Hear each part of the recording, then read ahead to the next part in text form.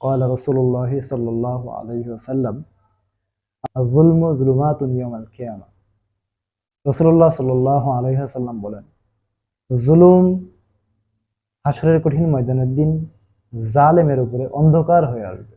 অর্থাৎ দুনিয়াতে যারা মানুষের উপরে জুলুম করত, মানুষের উপর অন্যায় করত, বিচার করত, যারা জালেম ছিল, তাদের এই জুলুম হাসরের কঠিন ময়দানের দিন অন্ধকার হয়ে সামনে আসবে। এই জন্য আসুন আমরা মানুষের উপরে জুলুম করা থেকে নিজেকে বাঁচিয়ে রাখি। মানুষকে অন্যায়ভাবে আমরা এতটুকু কষ্ট না দেই যে কষ্টের কারণে সে মনে আঘাত পায়, সে মাজলুম হয়ে যায়। মাজলুমের আর আল্লাহ তাআলার মধ্যে কোনো পর্দা থাকে না, সে আল্লাহ তাআলার অনেক কাছে চলে যায় এবং সে মাজলুম যদি কোনো দোয়া করে তো বিনা পর্দায় আল্লাহ তাআলার কাছে দোয়া পৌঁছে যায়। এবং মাজলুমের শব্দ, আত্মচিৎকার, এটা খুবই ভয়ঙ্কর এবং জালেমকে ধ্বংস করার জন্য মাজলুমের একটা চিৎকার আপনার দুনিয়া এবং আখিরাতকে বরবাদ করে দিবে। আমাদের দ্বারা যেন সামান্য থেকে সামান্য কারোর উপরে জুলুম না হয়, এটা আমাদের খেয়াল রাখতে হবে।